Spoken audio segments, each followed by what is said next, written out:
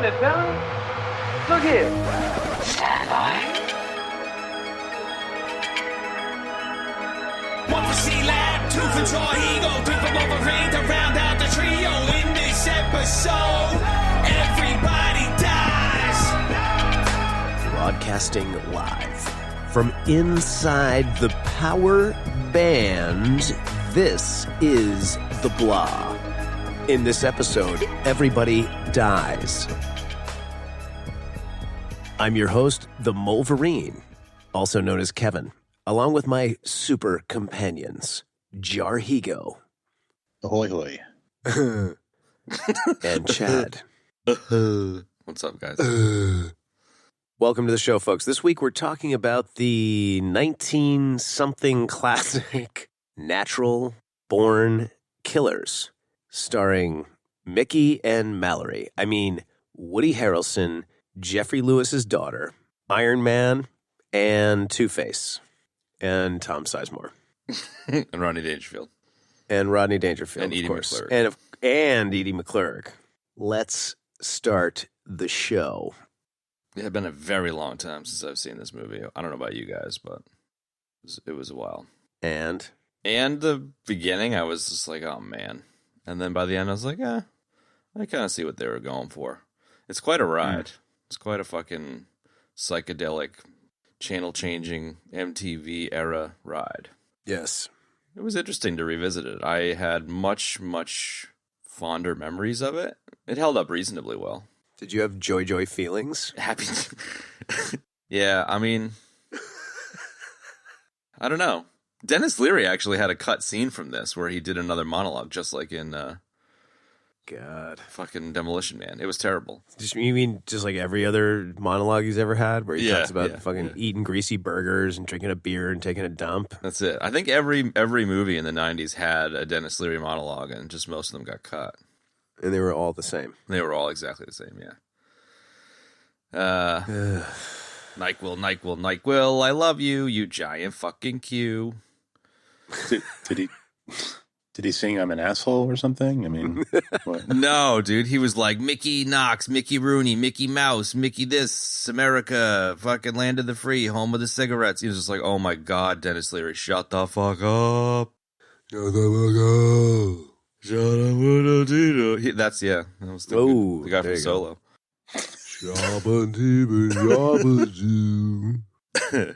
Songs that made the hit parade.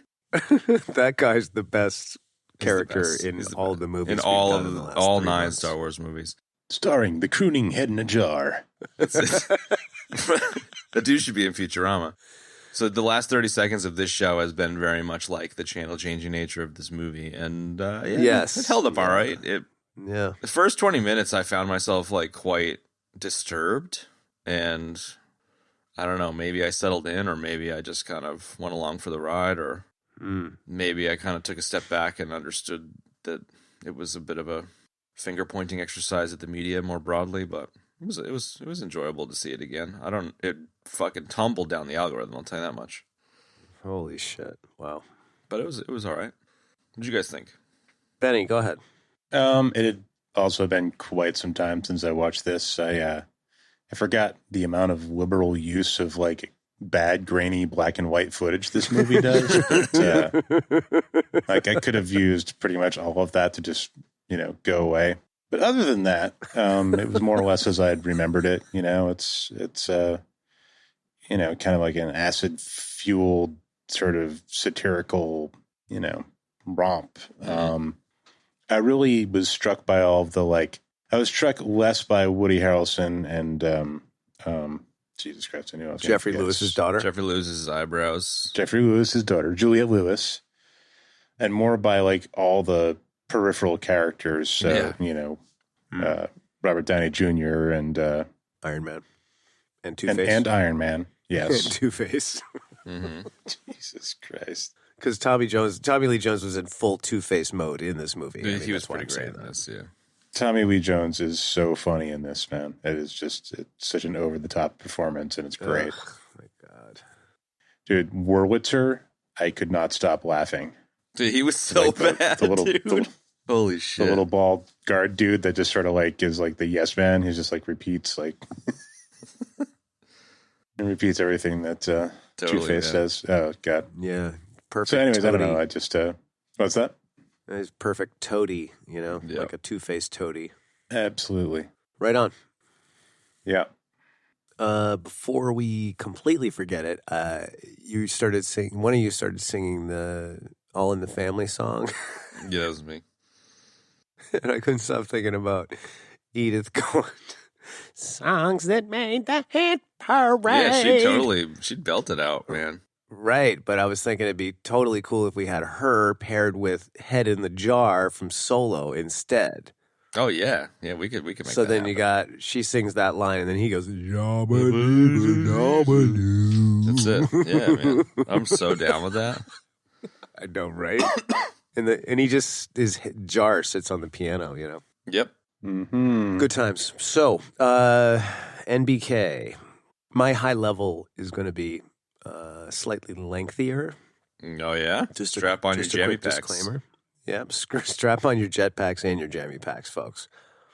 I have never seen this movie. What? Okay. No fucking way. Yeah. No, I've never seen it, and I'll tell you why. Wow. Because when did this movie come out again? 94-ish, I think. 94. Well, 94. Isn't that the same year Pulp Fiction came out? Man, maybe by a year think later or something. so. I want to say 93 for Pulp Okay. Fiction, but All right, so this was originally, I don't know, like, people out there may or may not know this, and you guys may or may not know this, but originally Killing Zoe and Pulp Fiction. 94 for Pulp Fiction. Yeah, no. True Romance and Killing Zoe and Natural Born Killers. I'm pretty sure I got this right. I may not. They were all kind of one giant script that Tarantino had worked on with Roger Avery. And then eventually they kind of broke it up, and Natural Born Killers kind of became its own thing. And, True Romance became what that is, and Killing Zoe became what that is. So I was so, like, young and annoying and stupid. I was super into Tarantino and those movies, and I loved True Romance. And, when this movie was like announced, or, we knew that Oliver Stone was doing this movie, and we knew that it was a Tarantino had written the script, I was way too cool to watch this movie. Okay. You still are, bro. Thanks, bro. Let's go listen to some SoundGarden. So, sorry, it would probably be more like Mudhoney or something stupid like that. No, Citizen Dick. There you go. So I was way too cool to watch this movie. I was like, I'll never watch that movie because Oliver Stone did it. It's not a Tarantino movie, and it immediately sucks and must die. So that was the inner hyper nerd in me, was just like, no way, I'm not watching this movie. I'm way too cool for that. So I never watched it. Right on, dude. And then, like, I got over being a tool. But I still never watched this movie, right? Right. So this is the first time I've seen this movie. So I was excited at the prospect of watching it because I had never seen it. And I absolutely hated every single minute of this Did you movie. really? That's amazing. I couldn't stand it.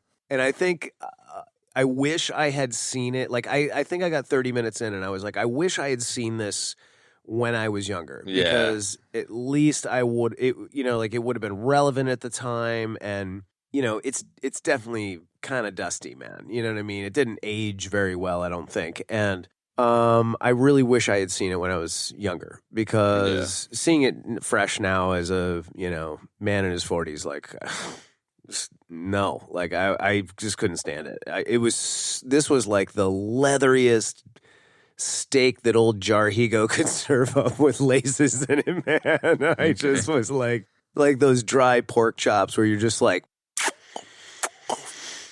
Dude, dry pork chops are gross. oh, the worst, man. And you're just chewing forever, and they're literally robbing your mouth of moisture, man. Like, that's what this movie was like. I'm for me to picturing watch. you in the carcass of the plane and alive in the Andes, just like eating some soccer player's ass cheek or something. Like, that's how tough it is. You get like fucking beardy ice, and you're just like, I gotta eat. So what is it about this that? So that was so worthy of. I totally understand where you're coming from, but I'd love to hear more about like kind of what it was about it. I will expound on that. Okay. So so it was akin to eating the ass cheek in the Andes, or a super leather with laces Jarhead special. It was just dreadful, man. I one of you said, I think it might have been Ben, that just had that kind of MTV vibe. It was kind of like an MTV like spot on LSD that lasted for like 2 hours. You know what I mean? Like, I definitely see what he was going for, and at times I was kind of trying to see through this to see Tarantino's original vision, but I couldn't really see that. I kind of like was wishing that it was a Tarantino movie, because like I've watched Pulp Fiction recently, and I mean the movie totally holds up. Like it's still just as good as it was in '94 or whenever. This, on the other hand, even though I hadn't seen it back in the day, I was like, I don't feel like this really holds up. And, Tommy Lee Jones doing the Riddler thing. I mean, it had its moments, but it was just too hyper stylized and too MTV, to hold my attention or really kind of convey anything cohesive, I think, There's definitely parts that I liked, and I was stoked to see Rodney and Edie McClurg and all that sort of stuff. But, it is like kind of a disjointed jumble in the sense that he went too far with like the kind of arty feel to it. You know what I mean? And I definitely get like the commentary and all of that. And I most definitely want to hear you guys talk about more good things about it and kind of steer me away from, my hatred. It's not like I was like literally pulling my fingernails out, but it was definitely tough to get through. Sounds like it was close. Well, like today at work was kind of busy, but we had this snowstorm, so it just kind of died off. And I was like, I was like running through my list of things I needed to do, and one was finish this movie, and I just went, put in my earbud and like fired the thing up and started choking on it again. Is it because nobody eats a basket of fries in this thing? Maybe you just needed a basket of fries to wash down the steak. Maybe I did. Maybe I needed a basket of fries and some ketchup to wash it down. I don't know. Or a dance from a grain or something. Yeah, I mean, look, I'm trying to be super fair to the movie. Like, I'm also just exhausted. Like, it was an exhausting week. And, oh, I know. Not enough rollerblades. Definitely not enough rollerblades. Definitely not enough juicy fruit gum. And no sweet jumps. No sweet jumps. So I think it was, it didn't help that I was exhausted this week. And, I tried to watch it a couple times and passed out within 5 minutes. So if you're not in the mood for a more artsy-fartsy film, it would definitely take a while to get to stick. Yeah. Like, it's not super artsy, but like it was artsy for the 90s, It's interesting to hear what you think of it with a fresh set of eyes. Yeah, I can't imagine watching it now, having never seen it before. I could see how it would fall a bit flat. Like, it was reasonably unique at the time. I think for me, like, I was 14 when it came out, so it was like very impressionable, very much fuck the world. And I think like it's really kind of funny just to think about how stupid I was as a kid, because like I was totally one of those kids being like, if I could be a serial killer, I'd totally be Mickey Dox. Like being so, because it's like completely the opposite of the point of the movie. The point of the movie is, partially just to be like a giant middle finger to the media with its like violence worship. And, as a 14-year-old, you're just like, this is the most fucking edgy shit ever. I'm so edgy. It's like, no, dude, you're not. It's a farcical MTV fucking infomercial. And you're a loser, yeah. Yeah, and you're a fucking idiot. But where's this MTV shit coming from? I don't know what the fuck you're talking about. Sure, I think it's like both of you guys brought up this MTV thing. I just don't. Sure, I think like there's like really rapid cut editing styles, channel change sounds, commercials that are mixed in. A lot of the like color filters, like the red and green color filters, was very similar to kind of like the transitions to and from the MTV logo, and maybe like some of the like set dressings on things like, you know, as much as I hate to say this, like the grind and like all these weird like industrially kind of shows, and you got Eric like Reznor Nies. music mixed in. Reznor did the soundtrack. It kind of fits with that grungy era. Like there's a fair bit of rhyming there, I think. I mean, for me, I just like visually, like as a whole, when it started, I was just, the first thing that popped in my head was MTV. Mm. You know what I mean? Like, I don't even know if that's accurate, Ben, or not, to answer your question, but it just had an MTV feel to it. I don't know, whatever the hell that is. And the kids too. I think like the footage of the various people around the world saying how much they love Mickey and Mallory Knox really reminded me of kind of like MTV news sequences and all that kind of shit. But it also kind of had. Is that just because that's what you were watching then, though? I mean, I guess. What do you mean? Like watching. You were probably watching a lot of like that era of MTV at 14, I imagine. Oh, for sure. I think, I don't know, maybe I just kind of got the vibe because like Oliver Stone around this time was in his 40s, and so he would have probably been looking at the kids these days and the media being a bunch of bullshit, and it seems like he took some inspiration from the kind of like short attention span, fuckhead kid, you know, kids these days kind of thing. So maybe he took a bit of a leaf out of that book, or a page out of that book, but I don't know. I got the vibe. I'm not suggesting that you need to, but I also kind of got a Fear and Loathing in Las Vegas, Hunter Thompson fucking drug bingey kind of vibe too. No, I mean, I think what you're calling an MTV vibe is what I'm calling a psychedelic vibe. There you go. Sure. Yeah, I feel that. Sure. I think Fair. I think maybe removing the M from the equation, just the TV vibe.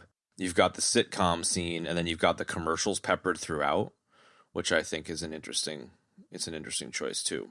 Especially like the Coke commercial stuff, I think fit really well because it would almost always follow like a really tense or violent scene, and it's like you're bathed in this like calmness for a minute, and you're like, oh yeah, I remember those commercials, and it's just like fucking stupid polar bears drinking Coke, which I don't know. I kind of got more nostalgia for the Coke commercial than I did for the movie as a whole, which is kind of funny, but right. it was interesting to revisit that particular choice, 30 years later. Yeah, I mean, I think that the Coke commercials fit well with what he was trying to do. You know what I mean? It was just kind of like, the movie's kind of like the, moving at Mach 9 on crack kind of feel that TV has had at times. You know what I mean? Where, it's just like, reality TV and it's hyper-violence and like the shows are hyper-violence and then it's just like cut to a Coke commercial. You know what I mean? Like that kind of thing, where it's constantly switching back and forth, is kind of what I was feeling with the Coke commercials. Sure. Yeah. I mean, the anti-hero worship thing, I think, is one of the main threads. I mean, it beats you in the fucking face with the fan club and totally, stuff. Yeah. Kind of has Clockwork Orangey threads too. Mm. I don't know. When I was watching it, I was just like, I don't know what the fuck we're going to talk about here. But the more I think about it, the more I've thought about it since, watching it, the more interesting it is as just a random snapshot in cinema history. There's not a lot of movies that were as successful as this that were quite as weird, Like it made bank. Yeah, that is for damn sure. But maybe back to what you guys were saying a minute ago with when Benny, you were talking about like the secondary cast. It was interesting to see this probably 20 years later. I probably haven't seen it in 15, 20 years, and just how many of the other actors I recognized for the first time because I was just unaware of, actors at the age of 15 or 20. Like, it was just so wild seeing, obviously the Rodney Dangerfields of the world, but also like Jared Harris was in it for a minute as one of the London fucking teenage boys, which was interesting. Yes, I did notice that. You know, Pruitt Taylor Vince, the other cop with the wiggly culture. eyes. There's just a whole bunch of people in this, man. Yeah, when they were young. Or It's whatever. wild. It was interesting to see them all. I do think that Woody Harrelson and Juliette Lewis did good job as the Knoxes, though. They were, I don't know, charismatic is probably not the right word, but it was they really just went for it. Charismatic is the right word, I think. I mean, just really quickly, this movie was a $34 million budget. It made $110 million. So yeah, it was definitely large and in charge. And I remember how fucked up it popular is. Like you could see you could totally see the news media at the time being like, "Don't go watch this movie. It's the fucking devil's work," and it was banned in some countries and stuff. Totally, man. And this is a period when these types of movies were starting to come to the forefront, you know? So, yeah. I don't really have many notes. What were your thoughts, Benny? Like, what kind of areas do you think are worth talking about? All right. Well, to me, you know, the time frame of this movie coming out, it was like eye candy for drugs, basically. You know? Sure, yeah. Nothing about the subject matter of it, but just the way it was put together was very psychedelic. Mm-hmm. And you know, like Fear and Loathing, and you know, movies like that. So that was more of the lens I always viewed this movie through. Much less about. I never took it very seriously. If that's any help, you know, like I was sort of like, oh wow, the commentary here is on, you know, I was like, no, this is just like violence and comedy and, you know, just crazy arty cinema kind of stuff that, you know, is definitely dated if you're looking at it now. But at the time, there wasn't a lot of shit like that. You know, like I didn't, when I first saw it, I was like, wow, I've never seen anything like this before. Yeah. You know, does that hold up? Probably not. But, you know, I also don't think it's like B-roll footage from the fucking real world or something. It's, you know. Yeah. I mean, there's a lot of funny shit in this movie, you know, like just the chaos of, I mean, there's like horrible shit going on in the prison scene, but just like, you know, Tommy Lee Jones coming apart and fucking, you know, I thought Robert Downey Jr. was hilarious in this movie. Just the you know, Wayne Gale, like, you know, fuck is the guy with the mustache? So ridiculous. Geraldo Rivera kind of like, you know, fucking character, you know, like The Australian accent. Yeah. I forgot. And the Australian accent and everything. Like, it's just, it's such an over the top character. And it's just like, there's so many things in the movie that I find to be rather cartoonish. Yeah. You know, it's almost like if you animated this, it would sort of take the seriousness completely out of it, you know? Yeah. So yeah, I don't know. But anybody got anything to say about that? Or yeah, I think it's an interesting. No, that's good.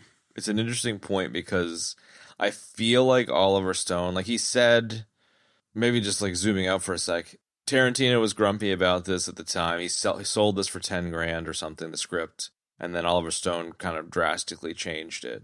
And the script is out there, which I just didn't take the time to read it. But I guess like there was a quote by Stone saying that, like, you know, Tarantino's 26, he made the script. I was 45. I just wanted to add more layers in, like the social commentary and the media stuff. And I feel like he was trying to layer in kind of a fuck you to the media and a little bit more serious commentary stuff. And I think your read of it, Ben, with being like not taking it seriously and just having some fun with the comedy of it, I think that's the right read, because I don't really think like the commentary really, it just doesn't, you don't need to be beaten over the head with it, you know? Like, I don't know. And I agree. I think it's really, it's not even a dark comedy. It's like a black comedy. Like, it's like about as dark a comedy as you can get, you know? Yes, absolutely. Versus like, you know, Fear and Loathing, which kind of isn't a comedy, and then like Clockwork Orange, which is, you know, hyper violence. Like, it's interesting to see Fear and Loathing, Clockwork Orange mashup that's mainly a comedy. Like, I definitely agree that it's the draw. It's definitely the draw. And just the complete fucking shenanigans that they get up to. Like, it's just so constantly moving, confusing, cars with projectors behind it, giant green pharmacies, Rodney King beating at the front of the pharmacy, like Julia Lewis is like a fucking feral, like she's kind of like Newt from Aliens before they like calm her down. She's like, ah, like running around crazy. Holy shit, girl, chill the fuck out. I think between Tommy Lee Jones and Tom Sizemore, like the two of them just fucking over the top the shit out of their characters, and I really enjoyed it. Definitely. So, I totally dig that. I'm definitely kind of on that motorcycle with you there, Camacho. I realized this is yet another movie that gave me contributed to my bad attitude towards poor Tom Sizemore. Yeah, fair enough. Wow, the poor bastard, man. He's had a rough trot. Well, it's a good thing Size had me as a friend, because I've always been his friend. There you go. I've always loved him. So I feel like that's the read for me. And so maybe just to quickly ask you a question, Benny, like, I know you touched a little bit of it in your high level, but did you find you were able to connect with that? Like, this is funny, ha ha ha, this is interesting this time around in terms of the holding up? Because it sounded like when you said it didn't hold up, you were speaking about it more broadly, not necessarily from your point of view. Did you feel like it held up? The comedy aspect of it? Just the movie or the in whole general. thing? Yeah. I don't know if it holds up, but, you know, at the time, like, just it really worked at the time, you know? Like, I felt like there was a lot of, like, kind of challenging shit being put in movies, you know, like, you know, rather violent and, like, vulgar, crazy things, you know, like Pulp Fiction included, you know, there's some fucked up shit that happens in Pulp Fiction. No doubt. So it was kind of like this thing that, like, we were being exposed to that we hadn't, you know, which I suppose it probably happened in, you know, earlier cinema, but maybe not to the same degree or whatever, but, like, you know, there's just kind of had all of that. It had that psychedelia and the comedy and, like, the ultra violence that's just kind of like, you're just like, what the fuck? You know, it's like watching a train wreck, you know, it's just like, you just kind of sit there with, like, your mouth agape and, like, 1 minute you're laughing and the next minute you're like, huh? Cringing, yes. Yeah. So, but I mean, the comedy aspects definitely held up, man. I was just waiting for fucking, I was waiting for Robert Downey Jr. with his tie around his head and his blood all over him. And he's like, he's 1 minute he's like breaking up with his wife. The next minute he's like calling his girlfriend. He's like shoving pills in his mouth. He's like, yeah, totally. Shooting cops in the put a bottle of Dom on ice. I'm coming home and I'm going to shove a hot pepper up your ass. You can hear on the other end. She's like, no, you're not going to do no. Yes, I heard that. That was funny, man. It's just so it's just so ridiculous. And I feel like his kind of history of doing some time for drugs and stuff, like, it totally fed into the character so perfectly. Yeah, absolutely. I mean, I don't know if he had, like, managed to straighten his act out yet, even at that point. So yeah, probably not. No, Sizemore didn't either. He was all fucked up on set, I guess. Yeah, he was a mess for a while too. Yeah, but if of any movie for that to work, unfortunate, you know, potentially okay for, this is the one. You know, this is really, like, I don't know, man, so many thoughts. Being the person that watched it with fresh eyes, you know, it's I don't know. To me, it's like overly stylized and overly artistic, but at the same time, I think it's cool that he did a film like that. Like, you know, on the one hand, like, the douchey 20s me was like, you know, it's not a Tarantino movie. But at the same time, like, you know, we talked about this in True Romance. Like, it's cool to see his interpretation of Tarantino's story. And I really liked, I mean, and this is what's cool about Oliver Stone. Love him or hate him, you know, he's got plenty of detractors, but, like, he's not afraid to just do something controversial. He's not afraid to talk about things that nobody wants to talk about, and to make something like this. So I absolutely applaud that, you know. And again, as I said, it's almost like too stylized, like, to the point where it's, like, hard to kind of follow what's going on, you know, like. I think that's sort of the point, though. It's supposed to just be an onslaught of, like, yeah. I think stuff is added that makes no sense at all just to fuck with you, you know? Mm. Right, and just for the sake of it making no sense, because that's the commentary of what TV was like in that time frame. You know, like Stone said that, you know, something like this had never been done, where it was like a mix of styles. And he says that he's definitely was influenced by MTV. I objected to look this up, and I already took a death for it. He, you know what I mean? So nobody had ever done that kind of MTV style in, like, a 90, 100-minute format. So he was definitely intrigued by that and wanted to do that. And I think that, you know, totally lends plausibility to our feeling that it, you know, had that kind of MTV feel to it. I mean, it's just interesting to see this one from, you know, through the lens now, looking back of YouTube and vloggers, and fucking smash that like button, because, like, it really is like a foreshadowing of the influencer obsession bullshit. You know? Oh my it's God. just kind of interesting, even just that little thing. Yes, I find interesting about it. Well, that was one of my other kind of more meta thoughts, was that, you know, it's kind of scary how he was making a parody of the way the media was starting to become then.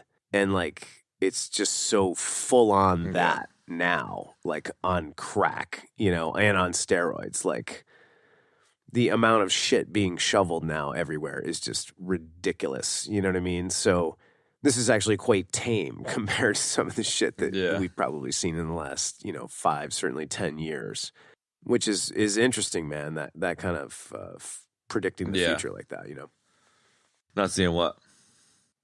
Foreshadowing, really. But. Well, it's not foreshadowing. It's just kind of like, I don't know. It's like a fuck you to the media for worshiping serial killers / mass murderers. And then, I guess it's just kind of like, you shouldn't worship mass murderers. That's kind of silly. Ha ha ha. I want to make a movie about people that worship mass murderers. And then it's like, maybe similarly, you shouldn't worship people that just post fucking bikini photos to Instagram, like that's not your life. You're just living there's a false reality to it and a false worshiping of things that shouldn't be worshipped. And like, I don't know, it just feels like we're so disconnected. I remember someone saying like, the names of the characters on your favorite TV show and you don't know the names of your neighbors, like it was just kind of like a disconnection while we were all getting connected on the internet. Yeah.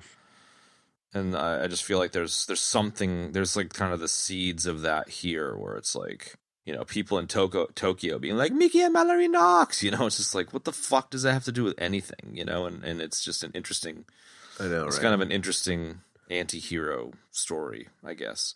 But similar to your earlier comment, Ben, it's like, if you're connecting with the comedy and don't give a shit about the commentary because it's kind of weak sauce, then fair enough.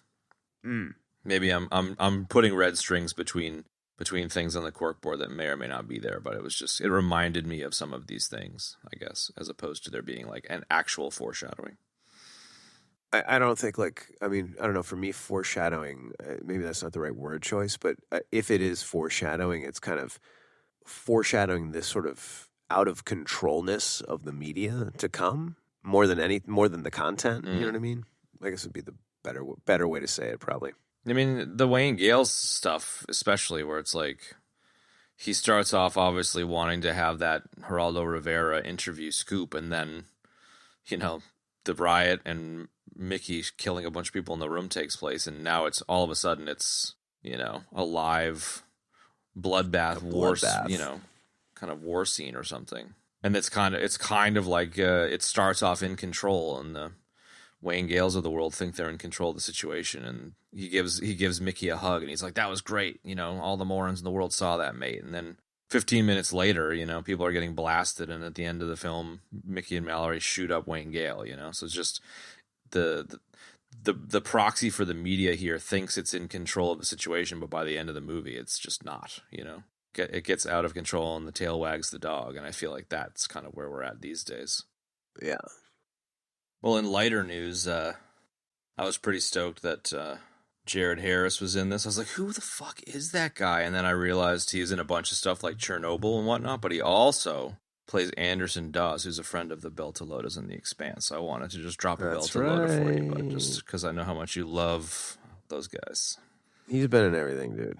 He was in the original Lost in Space. He was in Mad Men. Excellent actor. He was in Lost in Space, like the TV show. Yeah. No.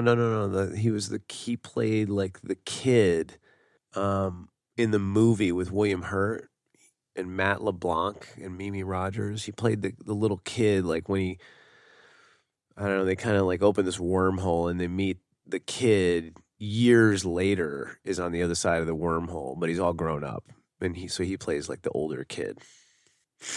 Wow. I remember absolutely nothing about random. that. I don't know why I remember so much about that movie. I've watched that movie way too many times. Gary Oldman was in that movie. Yeah. I don't know. Just, it was one of those, like, it must. And Joey from Friends. Yeah. That IP has strangely gotten a lot of attention over the, past like 15 years or whatever. What? I started watching the show on Netflix. And it's pretty good, man. Parker Posey plays the evil doctor, and she is just wonderful. Yeah. My I reckon that's probably the best part of it. Really, is Parker Posey as Dr. Smith, Yeah. or as Smith, or she takes that name later, I guess. But yeah, it's pretty good. It's all right. pretty good. I never finished it, but it's good. It's one of those ones where I'll start watching it and like there'll be a few good episodes in a row that like really get my attention, and then it just kind of loses me for a while. Yeah, same But, here. It lost me. Yeah. I don't. I don't know. I hate like shows like that. Like it's like I don't. This may sound totally weird, but probably not. It's like I started watching it and I was like, this is good. And then for whatever reason, I stopped. And then it's like every time you open your Netflix queue, it's like it's there. Like, that unfinished season 1, episode 4. Exactly. And you're like, and then not now. Yeah, right. But I think what I'm driving up at is it like I keep looking at it and I'm like, I keep choosing something else over that. And I'm like, and then I start feeling guilty. Like, oh, this poor show. It's like sad because you're not watching it. Right? And then eventually you just like remove it from the continue watching list, and it's kind of like it's just died a sad death or something. It's like the ugly pickle in the jar that you pick like a nicer one in favor of it, but then you're like, kind of Yeah. Yeah, exactly. That is exactly it. It probably tastes just fine. Why am I? I love the ugly pickle analogy because it's both like, where the fuck did you come up with that, and exactly right. Yeah. Well, I mean, it's like, that pickle deserves to be eaten too. He's probably just as tasty as the rest of the pickles. Just as tasty as the rest of them, Exactly. All goes to the same place. Yeah. And it's like, that show wasn't bad. I didn't stop watching it because it was bad. I just got distracted. And then I started feeling guilty because every time I open my Netflix queue, there's that unfinished show staring at me, like, why aren't you watching me? I just want to circle back to the pickles real quick. So are pickles a he, Kevin? Wait, what? You said he's just as tasty as the rest of the pickles. Are pickles a he in your household? I kind of like that. I said idea. that? Yeah, I think so. I wasn't trying to be gender specific. I mean, because if you say certainly like wasn't trying to offend pickles, anybody by doing so, it's not about offending people. I mean, you're already canceled from the last couple of episodes, but like a lot of people have like girls' names for their cars or whatever, or like a boat or something. Sure. And I don't Christine. know. I kind of like the feel. I like the idea of a pickle being a he. Like, yeah, give me some of those pickles. He's a good one. This one. This pickle's a good one. It's just kind of weird. I named him Billy. Yeah, it's Billy the Pickle. I mean, obviously Made you a wooden pickle. I mean, Rick is the most obvious name for your pickle, but that was hysterical. Dude, Pickle Rick is the best. That's like one of my least favorite episodes. Really? My kid. Yeah, me too. My kid came home the other day and was like, I had a pickle ice cream today. And I was like, you what? And there's like a Pickle Rick ice cream. So he was super pumped about eating a Pickle Rick ice cream, which I thought was kind of funny. I don't know. I like that one. I mean, I like it, but it's kind of like the contest episode from Seinfeld. Like, I don't know. It was like so popular, and it's just like, yeah, it's good, but it's not like, and I just like, I don't know. It just gets annoying when like everybody's talking about it, like it's the most amazing thing since sliced bread, and it's like, yeah, it's a good episode, but. Yeah, I'll take like the you son of a bitch. I'm in over that any day of the week, and also the freaking superhero one with million ants. That was hysterical, man. But at the same time, what you're kind of saying here is that the Pickle Rick episode is similar to this movie in that you're too cool to enjoy either this movie or the Pickle Rick episode because everyone else liked it. So you're like, "Fuck you." Is that where you're getting at here? Partly, yes. I deny nothing. Okay, but it's also. There's other episodes I think are better. You know what I mean? Yeah. Like for Seinfeld and for Rick and Morty. Definitely for both. Yeah, it was totally getting psyched out about it. Like everybody talked about it so much. I was like, all right, I got to watch this. Like I skipped ahead to watch it. I was like, oh, it's all right, I guess. I don't know. I feel like it's like it's one of the like exactly, man. late comer to the show entry level shows, where it's just like you haven't watched any of it up until now, and then you randomly catch it and fall in love with the show. It was like a super popular entry point for the show. Sure, I can see that. Ben, I did get your wooden pickle reference earlier, man. What is the wooden pickle reference? Fucking from Bad Santa, man. Oh, yeah. That movie, talk about a movie, like I literally was howling when I watched it, man. It was so funny. Oh my God, dude. And I mean, there's times, you'll appreciate this, Ben, when like so many days at work, I skip lunch because I'm too busy. There's like, I'm with people and I just can't stop. You know what I mean? And like, Nah, you skip lunch so that you can eat all of your lunches on the podcast. On the microphone.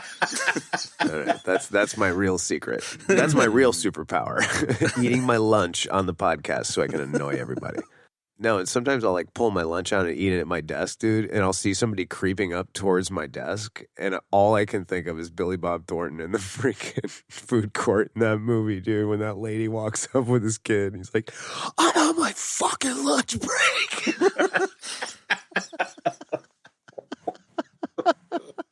I'm on my fucking lunch break, Oh man, okay, Maybe well, so wrong, dude. This coming Christmas, I guess we got to do that one. I was just gonna say Oh, maybe for yes. Brucemas this year we can pepper it with Bruno impressions and like a Mystery Science Theater sense of like talking about the movie. Maybe Bruno can join us to talk about Bad Santa. Dude, I'm going to reach out to him and see if he'll just come on the show. Yeah, I would love that. That would be so great. Yeah, I mean, why not, dude? it'd be great. I haven't seen that one too many times. I've definitely seen it a few times, but it's not like it's kind of like Jingle All the Way. Like I haven't watched it enough to have it cemented in my memory from like a quotability point of view. Yes, I'm with you on that. Although I have watched it that many times. Go ahead. Yeah, I mean, I've probably seen it like maybe twice, but it definitely made an impression. It's stuck, yeah. Dude, his partner, man, was so funny, man. Tony Cox. Oh my God, he was so funny. He's hysterical, dude. Just the constant, like, just constantly berating him, like.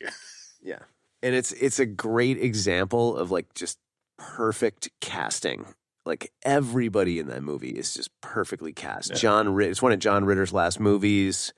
Bernie Mac's in it. Like it's just great. Oh my God, man. dude, Bernie Mac is great. So good. Yeah. Okay, well, back to the movie at hand. So yeah. For our 20th digression in a row. Yeah. I don't know. This is a tough one, man. It's not like there's a lot that happens in it, and I don't like. There's not a shit ton to say about it. I guess like.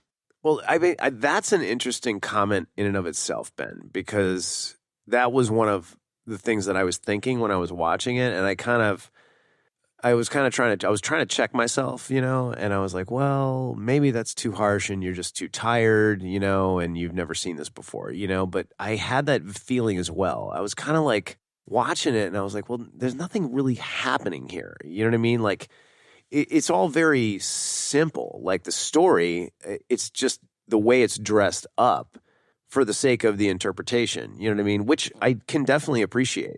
But like, there really isn't a whole lot that happens in the story. I mean, right? Pretty much. No, it's like they're on their romp. They go back and do like their backstory. Then they go back to the romp. Then they go to jail. Then they get out of jail. And then Wayne Gale dies. Yeah. And they shoot Wayne Gale.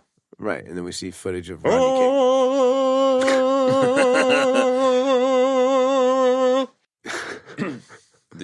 Somebody's going to shoot me with a shotgun.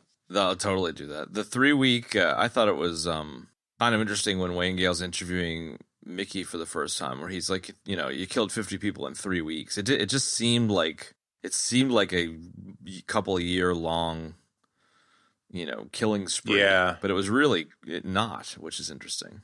Well, if it was supposed to be a couple of years long, I don't know. He fell short in the portrayal of that because But it wasn't. It was 3 weeks. Like that's the point. Like it feels like it's long. Oh, I got you. But it's basically like I'm kind of with you there. Mickey and Mallory, meet and then kill her parents and then drive around Route 66 or 666 for 3 weeks, killing people and then get caught and go to jail. Like it really like cements the exact point of the last couple of minutes of there really isn't much to the story. It's just a 3-week long killing spree that ends in a prison sentence, Right.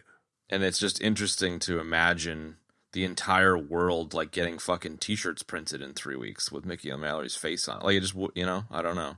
I guess it makes sense that like the killing happens and then it's the trial is televised and that's when everyone kind of anti-hero worships them, kind of like the that really interesting kind of chopped up scene towards the end with like OJ and the Menendez brothers and Tanya Harding and stuff. I thought that was an interesting little.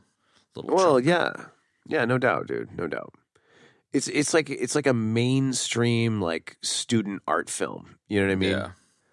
Which is kind of what's cool about it. You know what I mean? So it's like even though it kind of hasn't really held up, like you can't not appreciate what's going on here. You know what I mean? Yeah. I think all in all, you know. It's pretty obvious what he's going for, so maybe it's not like the most creative thing in the world, but the idea, like, I don't know, I definitely have like friends and acquaintances that are into the true crime stuff. Like, I just isn't really my flavor. I don't really give a shit, but I find it fascinating how often, you know, what is it? There's some girl on Fox News or something, Nancy Grace or something. She's just the most obnoxious human in the fucking world, and she just does like trial coverage and makes shit up constantly. So it seems like there's this whole like genre of real-time trial watching people that love watching that kind of stuff, and I just find that gross and fascinating at the same time. And this definitely like dips into that well. So I was thinking we'd pivot the content, the podcast to a true crime.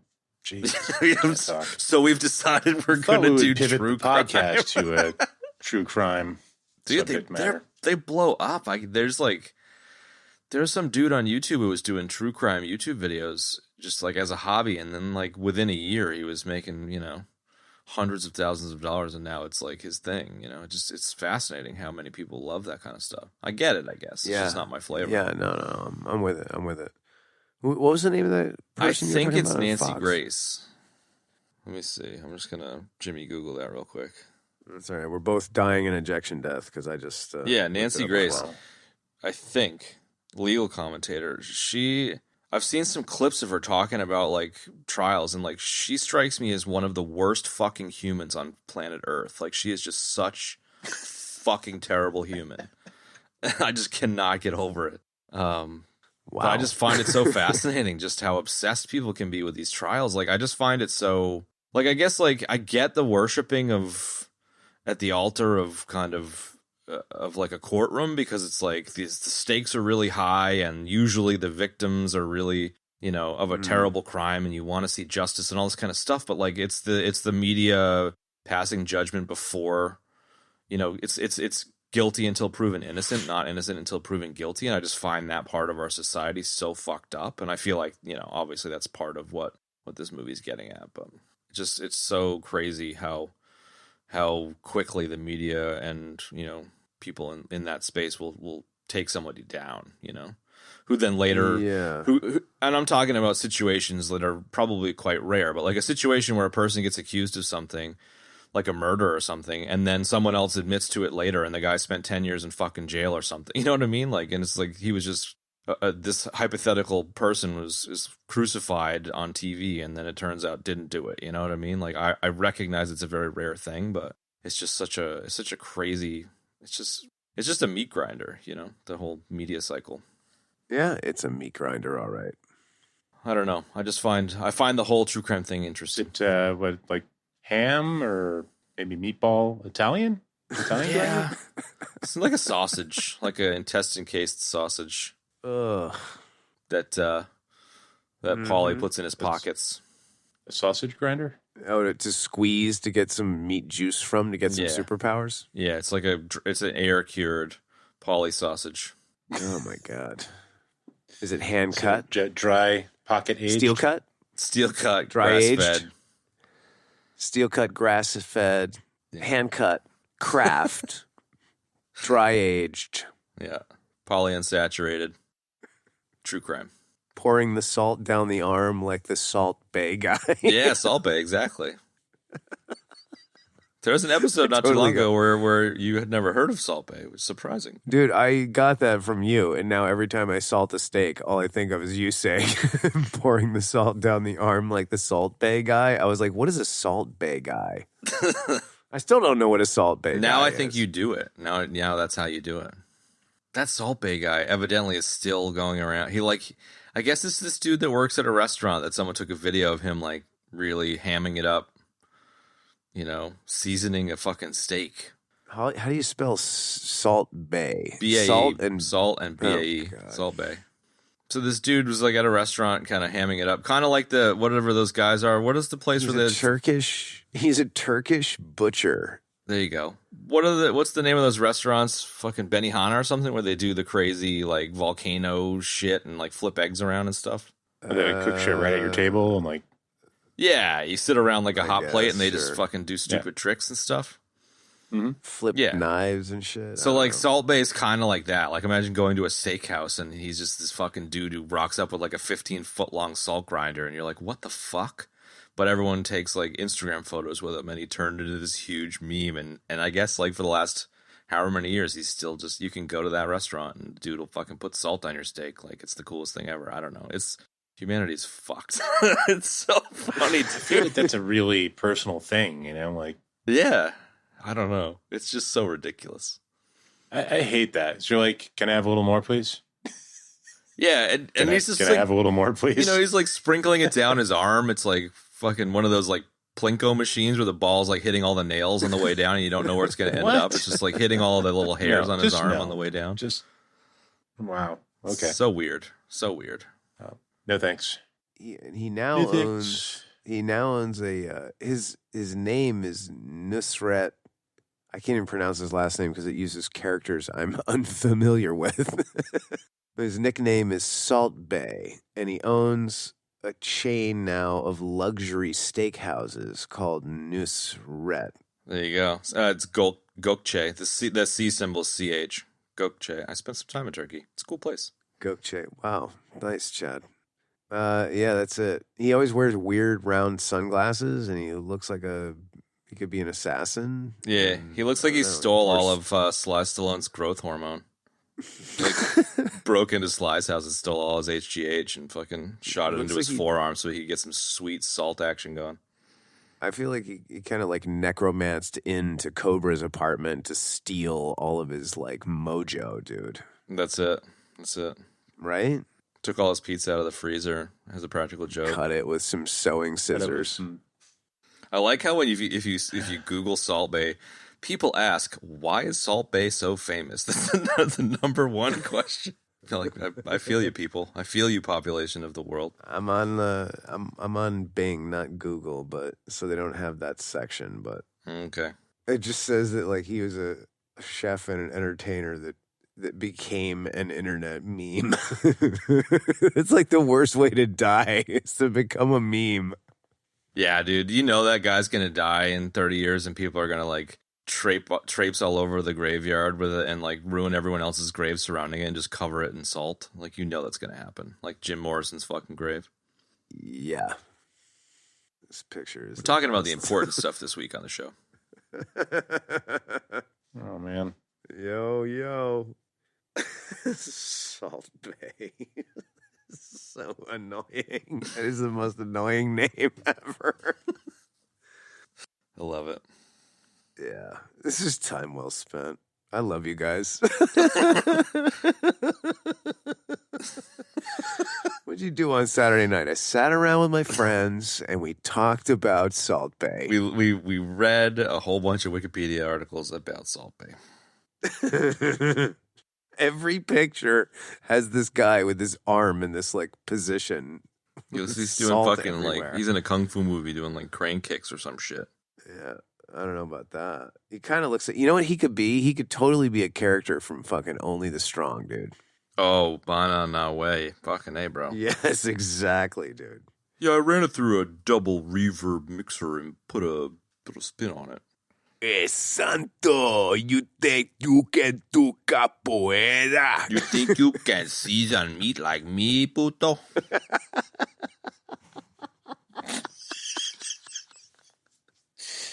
Wow. You think you can season steak like me, Santo? I'm watching a Best of Salt Bay compilation right now. I was like, Ben fucking hates us right now and is just like hating. Spanking like a goat ass right now. Now he's cutting it up. Wow. That's how you get rich, Benny. Something, man. This guy is no, I would rather not. That's how you get rich, dude. I would spank dead animal fucking hindquarters Nothing against Salt Bay, but just know if this was my lot in life, I think I would probably end it. And you steal Joey Pants' glasses from the Matrix. There you go. That Holy picture shit. I just sent is the essence of Salt Bay. What does he got there? Like a nugget of gold? Giant chunk of salt. Fuck off. Yeah. I'm telling you, man.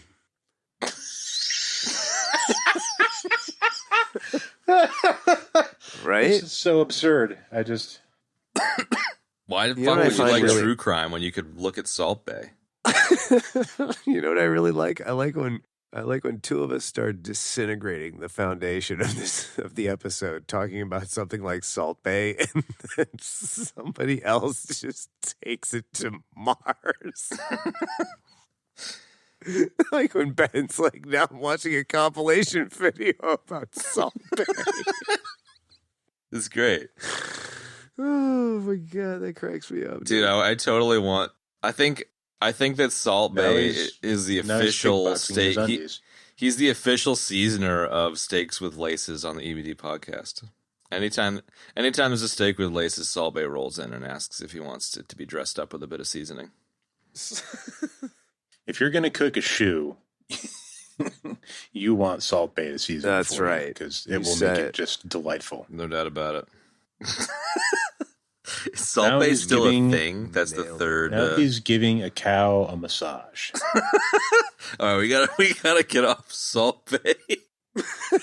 So it's too funny. I don't want to get off it. I'm certainly not going to stop now. I got to send this one more photo of Salt Bay that I found, and then I'll stop. There you go. Oh, no, it's a video, dude. No, Oh, wait, Benny I sent put up that. a video. Oh, and I put the pictures underneath it. The video apparently contains the picture that you Oh. put up. That's even better. Anyways. So, I think you know what would so make this meta. You know what would make this show better is if we put the audio for the full compilation in the podcast, just to kind of really bring home the uselessness with Yes. English with which we have just discussed Salt Bay. He's Salt's boyfriend. Well, There you go, I don't know about everybody. you guys, but I guess that's ratings.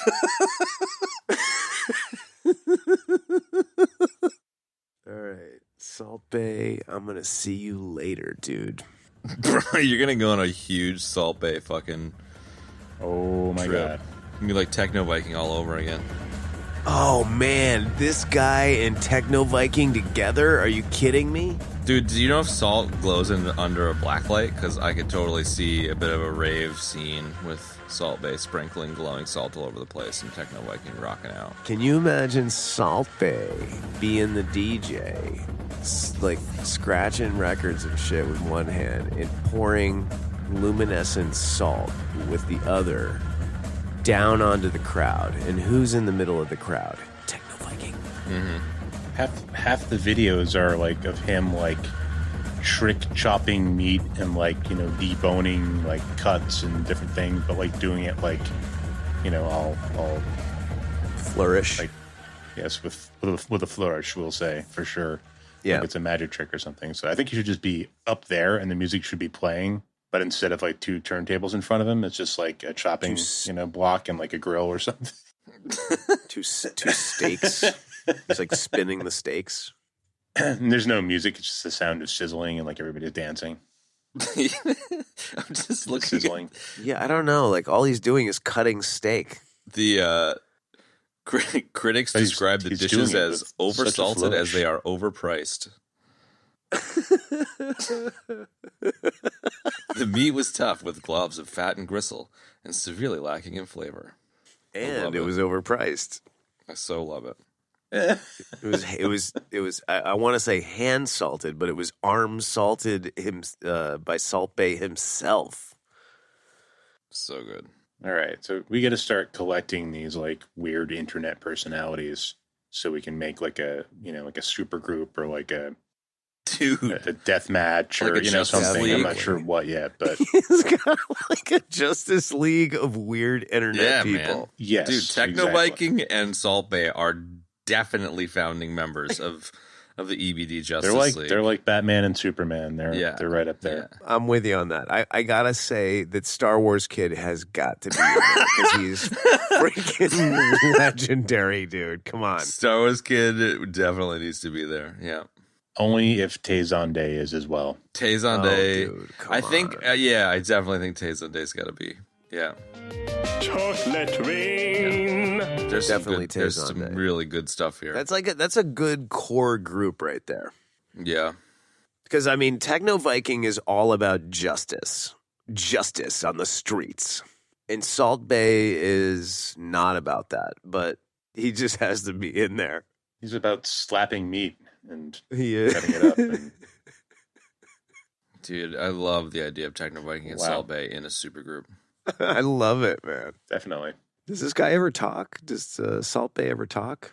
Who knows? I don't think that's part of the appeal. I think it's the The arm of salt. It's the buff. He's a buffer. The boof. Jesus Christ. Salted buff. Okay. I can't keep watching this. I have to stop this. I'm getting dumber by the second. Is the supergroup only internet meme lords, or is it like, can it be fictional characters as well? What dude. kind of fictional character? I don't know. I feel like John Spartan would fit in with Salt Bay and No.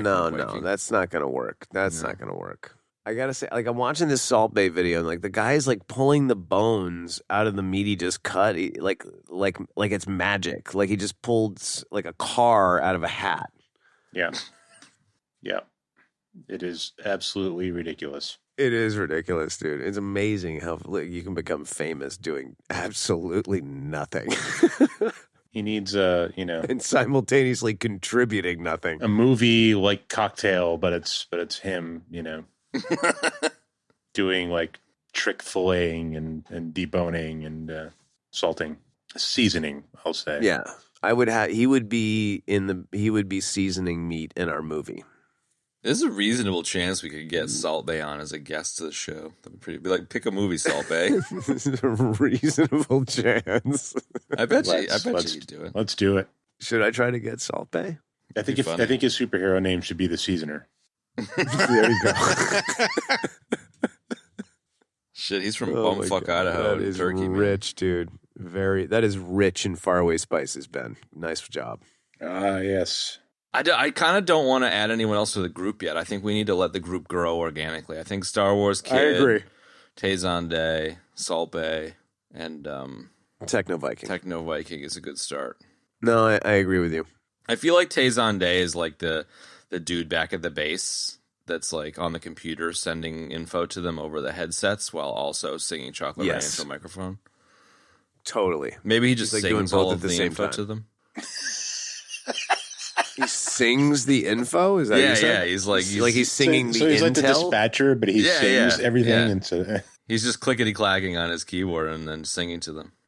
okay, but he Go sings it in the. left right Yeah, now I was gonna before say. you hit a wall. That's what I was going to say. It has to be in the style of Chocolate Rain. Yeah, Like, man. everything he Yeah. sings has to be. Almost It lends there. itself well for that.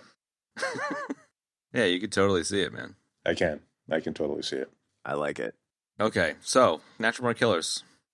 Yeah, I we kind of left off on a good spot until we got into that like Mega City 1 digression, dude. Should we talk about Jeffrey Lewis? Sure. I don't know. Why? He was good in Only the Strong.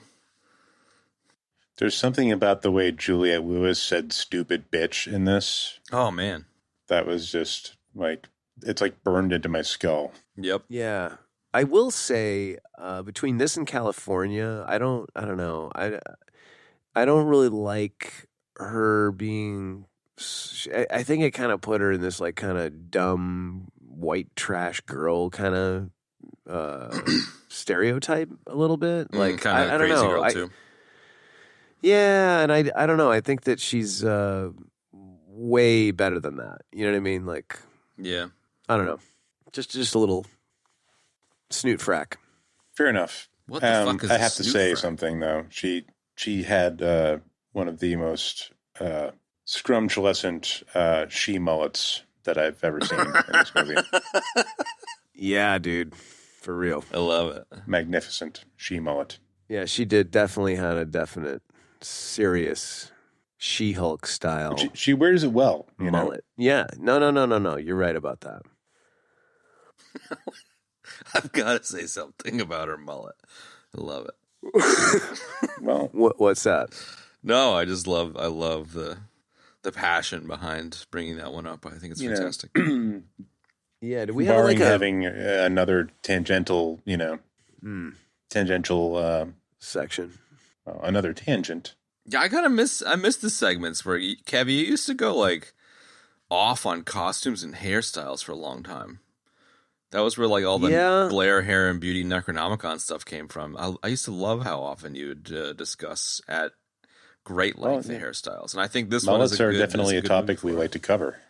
Yeah, I feel like Woody Harrelson's kind of super tight shirt, ponytail, red glasses thing was super iconic.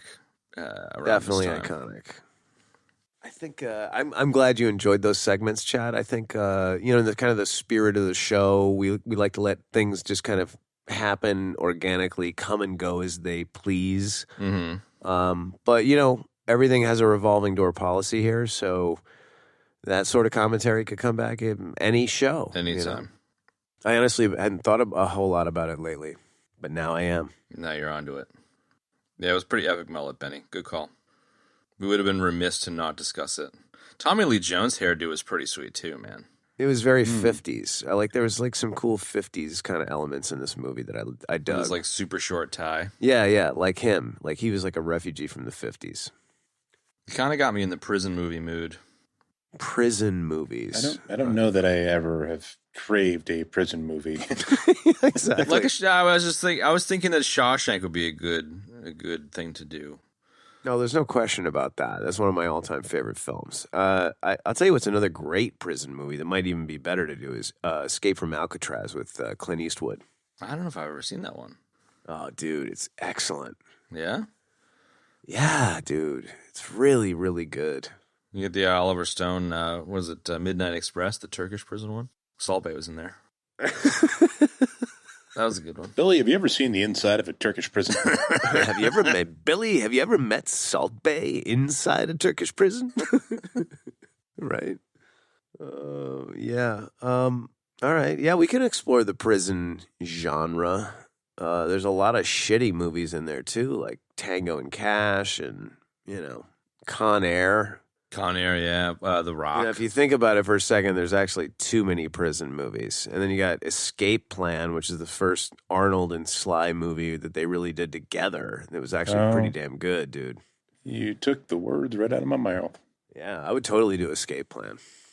All right, what are we doing here with this movie? Not a whole lot, bro. Are we still trying to wring this washcloth or what? Bits and bobs, I think, is the section we are actually in. So. Yeah, that's fair. Bits and bobs. Let's go. Give me a bit. Well, the mullet was one. So Mullet's a bit. Yeah, that is a good one. Whatever the hell I said before that. Speaking of meat, how about when Mickey shows up with like 80 pounds of ground beef? It was pretty good. That was great. Name should be beautiful. Yeah, I mean, as the I Love Mallory portion there was definitely something. A little disturbing, but... It's one of the most memorable bits. Arguably one of the best bits in the movie, dude. Like, just the whole sitcom style combined with, Rodney and Edie McClurg was just fantastic, man. That scene, the I Love Mallory scene and the fact that Mickey and Mallory are fucking murderers is the only two things I remembered about this movie. I remembered nothing else. I didn't remember Robert Downey Jr. was in it or anything. And then obviously as you watch it, you're like, oh yeah. But it's a super memorable scene. It's so dark, dude. So dark. I found it really cringy, actually. I didn't find that one as funny this time around with Dangerfield. I was just like, fuck, man, that's dark. He did a great job, though. Yeah, he did. And very dark. I guess he rewrote it all, which makes sense because it sounds exactly like a Dangerfield monologue. Definitely. Yeah, there's one really good, very typical Rodney line in that whole thing. And he's like, they're talking about Edie McClurg's cooking. He's like, yo, you got to pray after you eat it. Yeah. What do you think happened to her little brother? I don't know, man. He was kind of freaked out there, and then he kind of gets that interesting smile on his face when she says he's free. Like, where is he now? Yeah, whatever happened to the kid? I think he grew up to be Otho in Beetlejuice. Ooh, that's good. He kind of has that look. Dude, that kid totally could be Otho from Beetlejuice. That's another good movie we ought to do. That is a good movie. The rattlesnake, the Indian scene, the kind of peyote kind of tent Indian scene that leads into the green pharmacy stuff. I really enjoyed that sequence. Oh, the green pharmacy was cool. Yeah. Yeah. Drop zone, dude, with like the pixelated sign and shit. That was great. But I guess like it was interesting, maybe because nothing else happens in the fucking movie, but it was interesting to kind of see some regret where they killed the Indian guy, you know? Yeah. She was pissed at him and he's like, I didn't mean to and stuff. Like that was kind of interesting. And the fact that the Indian was like, I saw this coming, and yeah, I don't know. It was some cool stuff in there. Wow. Yeah, good stuff. I thought that gigantic pharmacist guy played that really well too. He was like fucking waddling around on the floor and putting random bottles into a bag. That guy's great, dude. It's really good, dude. That guy's Mallory's just like lying down next to a bunch of protein shakes. Woody Harrelson's fucking sweating his face off. Like, it's just some really great stuff that leads especially to like the getting out front and getting the shit kicked out of him by a bunch of cops like Rodney King. It was great. I got to throw this in there because it's such a deep cut that Chad will appreciate it. It's a deep Seinfeld cut. So the guy that played the pharmacist was, well, he didn't have a name until George named him. He was a guy trying to buy a scalped ticket from George to go see Pagliacci in that Seinfeld episode. The great Pagliacci. I love it. Yeah. And George named him Harry Fong. I think he named him Harry Fong. He was awesome. Great. The like, if you ever go on Jeopardy and two of the subjects are Seinfeld and Simpsons, you're gonna win. I'll take the rapist. Yes. Hey, I'll take the 8-tit thing for 20. Hey, tits. Norm. God, I just saw the funniest Wheel of Fortune clip the other day. It was good story. Are you sounding out the words as you read your story? What are you doing there, bud? I'm trying to remember what it was. It was so damn funny. It doesn't matter. Forget it. I know what the the actual puzzle was. Bitcoin is the future, and the guy said because like all the letters weren't revealed, and he said something like "bitches are the future," and Pat Sajak's like, "Dude, it's Wheel of Fortune." It was so great, dude. I love it. Yeah, it was really great. Anyway, opening pie scene, feed me. man. Opening pie scene was good. The opening pie scene? Is that what yeah, where he eats the key lime pie and she's dancing around and they kick the shit out of the cowboys and stuff. Like, that was very... Oh, yeah. Oh, I was like, fuck this movie. It sets you up straight away, though. Like, that's like, okay, this is what we're watching. All right. Sure does. You betcha. Okay, Edie. Oh, yeah. He's a righteous dude. Oh, shoot. I saved it. It's in the saved section of the EBD Instagram shit. Oh, yeah? Yeah. Wait, what is? Kev's the ejecting Pat Sajak again. thing. Can we just finish the podcast? I don't think so. Come on, Kev. Right, sorry. Bitches in the future. That's so great. Oh. All right, I'm sorry. Go. What do I do? Dude, I swear to God, we're gonna have Nuggets. EBD. We're gonna have EBD branded fucking Ritalin, and you're gonna be the only person who's allowed to buy it off of our fucking online store. You should put it in there and just put. You have to be Kev to buy this. Yeah. Only Please Kev can insert buy it. DNA. Please insert a quarter. Okay. Nuggets. Go. Ben left because he was so pissed with you watching a movie. Oh, dude. I'm sorry, Ben. This is somewhat of a nugget. This is Rodney's only, quote, dramatic performance. Yeah, that's interesting. Right? I think that's interesting. I suppose it makes sense. I don't know if I'd call this a dramatic performance. I mean, I suppose it is, but it was like a black comedy. It's a comedy. Yeah, it is more of a black comedy.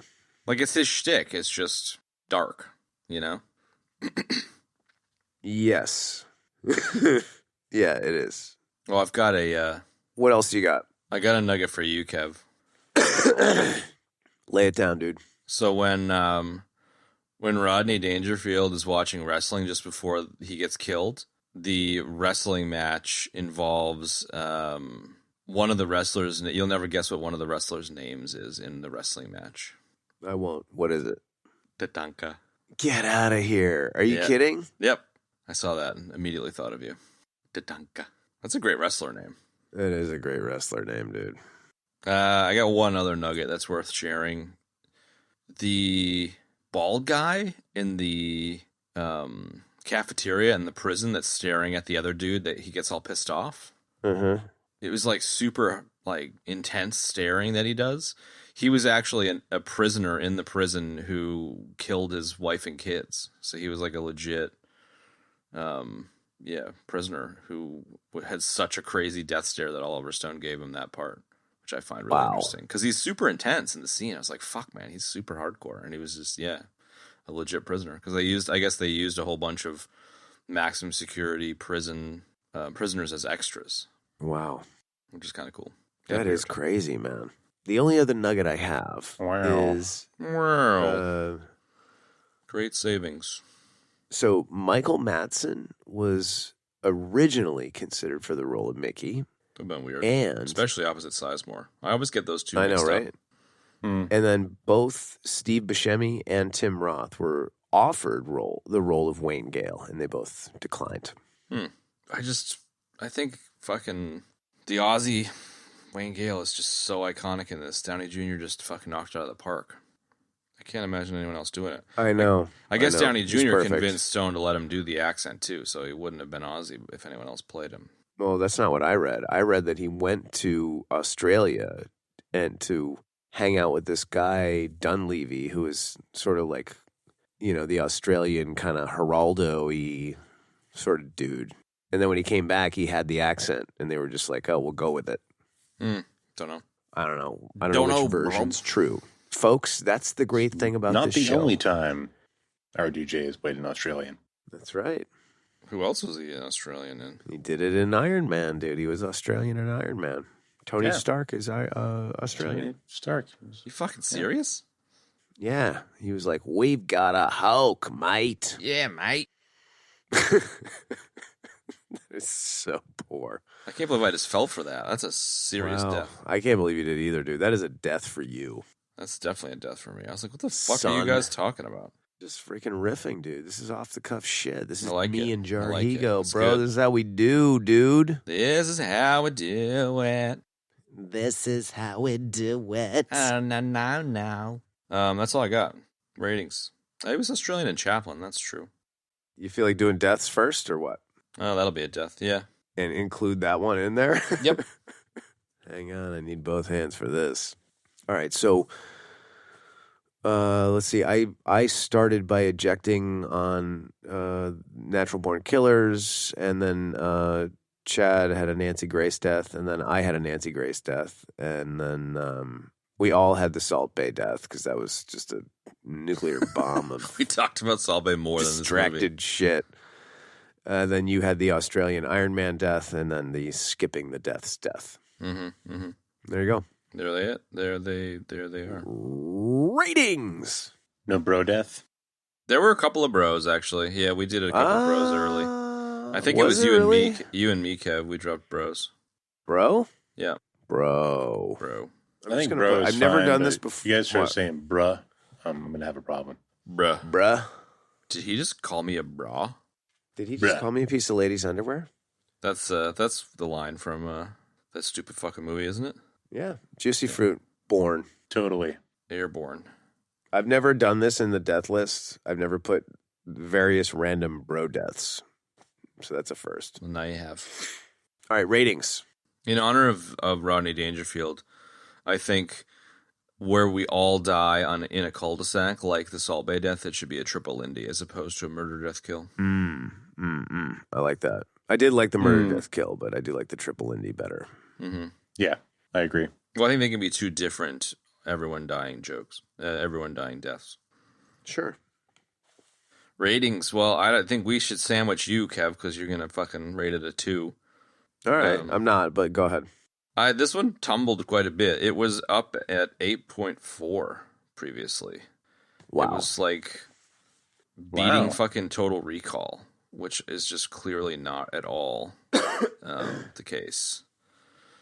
And not in 2022, brother. no, it was super interesting just to kind of my memory of it and the reality of it were very, very different. It was my 15, 16, 20-year-old mind that was remembering it fondly. Like, it's interesting, but I don't know. I think it's just kind of snapshot in time, 90s-ish MTV stuff like we talked about. I give this one a 5.8. It's kind of in like it's in True Romance, Predator 2, Strange Days territory. It held up okay, and I don't know. I'll probably leave it for another 20 years. But it was interesting to revisit it. I'd be curious to see what it's like in another chunk of time. 20th anniversary show, Natural Born Killers. So where are you at, Kev? Oh, You're not allowed it's to not, love it not now. quite. Yeah, not quite what you think. I don't know. Like, as much as I had a hard time watching it, and I just, I said I hated every minute of it. And I did, and I don't really feel like watching this again. Like, if somebody was like, let's watch, no, I don't want to watch it. That being said, there's a lot of things that I do appreciate about what's going on here. So, I like that Stone, kind of went for it with this kind of super artsy vision, and this kind of hyper take on like the media and TV. I really like that a lot. And I like that, it's just like Oliver Stone, like just take a stab like that, and just be like, I'm just going to do this, and on top of that, it was successful financially. So good for him. I like that he kind of tried to interpret a Tarantino movie, although in that respect, it kind of ended up being somewhat of a nothing burger, because the movie isn't really about much of anything.